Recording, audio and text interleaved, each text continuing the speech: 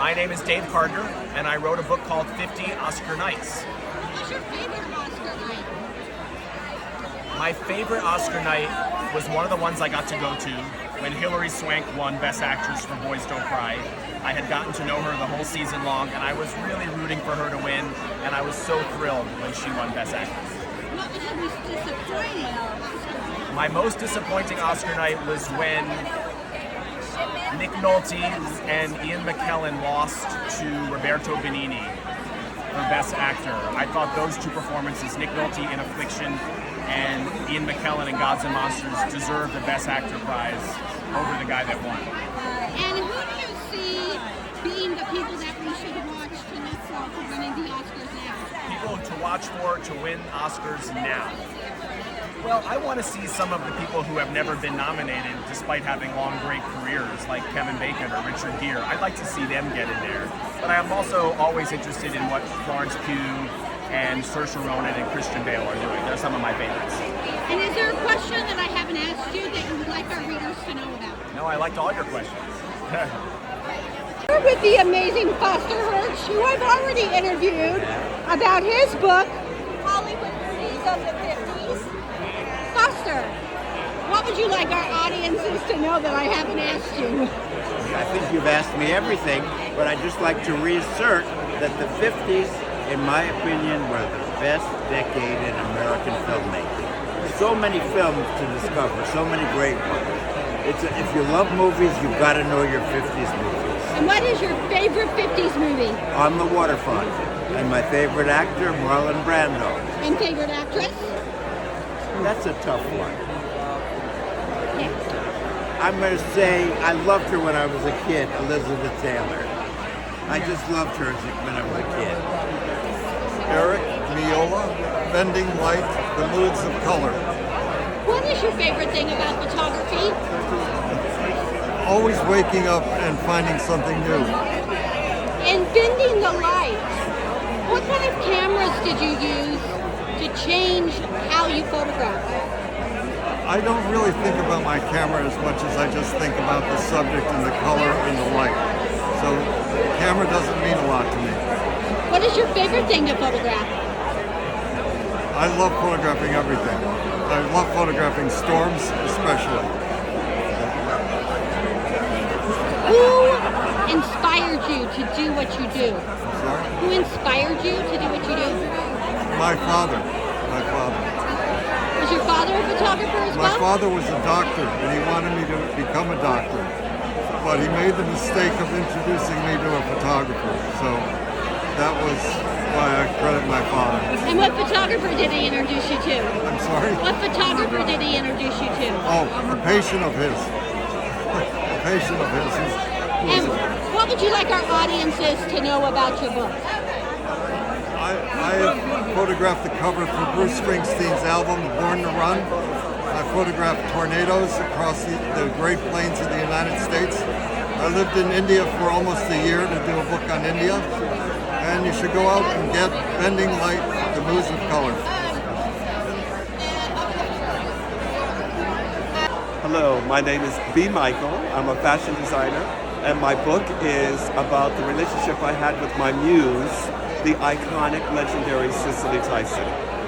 What made her your muse? Well, a muse is someone who inspires an artist and who is like the visual for an artist. We often compared ourselves to Audrey Hepburn and Givenchy. So I say Givenchy had Audrey Hepburn and B. Michael has Cicely Tyson. Are you still designing for her? Cicely Tyson died in January of 2021. And so this book really is a chronicle and was cathartic for me. So thank you. Do you have a muse now? I have many muses, absolutely, yes, but she was special.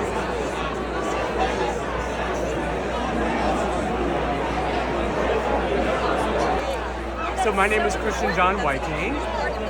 Alice Harris. And your book is about what? It's about fashion and music from the 60s through the 90s, all of the legendary artists who changed culture just by what they wore. And what would you say was the most iconic piece of fashion? So many. Elvis in black leather. That's pretty iconic. Lenny Kravitz. Can wear anything. Chic. Cher in all of her Bob Mackie gowns. All right. Yeah. What about Madonna? And Madonna's in there, looking like a street urchin with the scarf in there and the bangles. hey, like, I dressed like that for a long time. Yeah. I think I still do. Oh well, it's all about having fun. And Who would you self-expression. say is the artist that influences us now? The artist influences us The now? artists now, oh my God. Harry Styles. Taylor Swift, Post Malone, Beyonce, of course. Beyonce, Rihanna. Yeah, I mean, there's so many, but they took a page from everybody that came before. Yeah. Thank you. Paul Goldberger, and this book is called Blue Dream. It's about an extraordinary, one-of-a-kind house that was built in East Hampton recently to try to recapture the tradition of the avant-garde here. Who's your favorite architect? Oh God, there's so many actually. I suppose in terms of people practicing today, Frank Gehry, but also Tadao Ando, whose work is very, very different, and Gilbert Scofidio and Renfro, who did this house. I have a lot of favorite artists. Mine is Frank Lloyd Wright. I Oh don't well, think that anyone Frank can Lloyd Wright. ever beat him. That's like saying, Beethoven is your favorite composer. Of course, Frank Lloyd Wright is incomparable. Smile. Brad Gooch. And what is your book about? Book is called Radiant: The Life and Line of Keith Haring. So it's about the artist Keith Haring, who was the emblematic art star of the 80s and very much with us today, and did a lot of artivist art at the time. What made you write a book about Keith Haring? Well, I was around then. I was living in the East Village at the time he was, so I remember, he did 5,000 works on the subway in chalk, and I remember seeing them. So I had always kind of wanted to write a novel about him for a long time, and then when the moment came, decided to do a biography, in part because people are very interested in him and looking at his art anew, and there's a second generation of young artists who are kind of inspired by him. You can't force. So all that together propelled me to write this book. I'm Mara Viller, I'm Jesse Carrier. and we're an interior design. Can I sign it for you? We're an interior design firm in New York City, and this is our second book of some of our beautiful projects. And what can people learn from your book? I think we're known for really a mix of traditional and contemporary design, and a really accessible,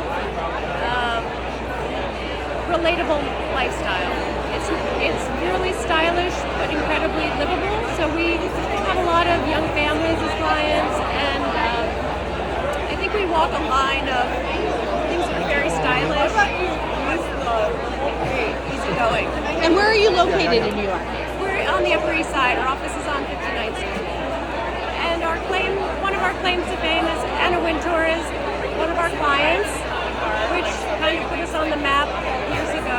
And we also now have furniture and lighting and fabric lines. They gave us very big sharpies.